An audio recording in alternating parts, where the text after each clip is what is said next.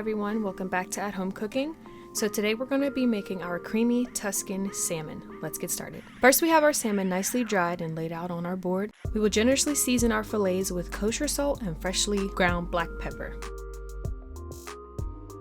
While we get these dressed up, please take a moment to like and subscribe and turn on the notification bell as well to be notified of our next video.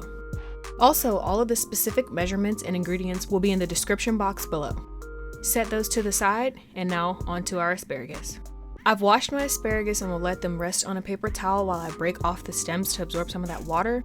Once that's taken care of, we are going to coat our asparagus with a bit of olive oil and salt, and then give them a light massage, making sure everything is evenly coated, and then place them into our preheated oven at 350 for about 8 to 10 minutes. In a large skillet over medium-high heat, we will add in our olive oil, and once hot, we will introduce our salmon to the skillet. I let my salmon cook for about 5 minutes or until I notice the color along the sides of the fillets changes to a paler color. This color will build from the bottom of the fillet that is touching the pan up to the center of the fish. Once I notice this, I flipped it. Now, I will admit I am not sure if it's my skillet or the induction top, but I ended up flipping this fish a couple of times until I got the color I was looking for. If you notice, towards the ends of the fish, they are not brown to my liking, but almost still has a paler color. So I just flipped it once more until it was seared to my liking. I also think maybe working on 2 pieces of fish at a time would have done me some good, but we're gonna remove our fillets and set them to the side and start working on our creamy sauce.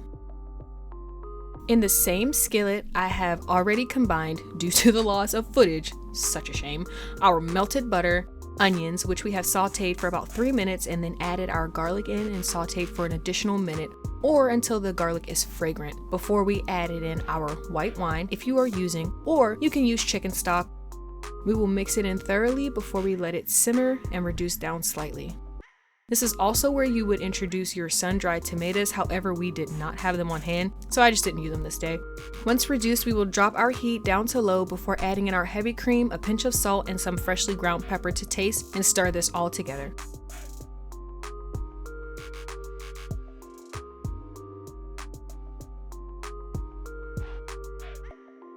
I let it gently simmer before I added in my spinach leaves, allowing them to wilt into the sauce, occasionally stirring our spinach in our cream sauce.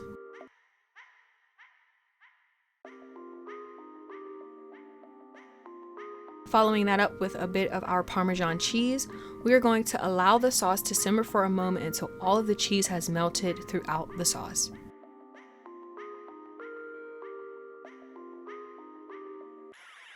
Now that our cheese is nicely melted, we are going to get our salmon fillets tucked back into the sauce and baste the tops of each fillet with some of our sauce and some of our spinach.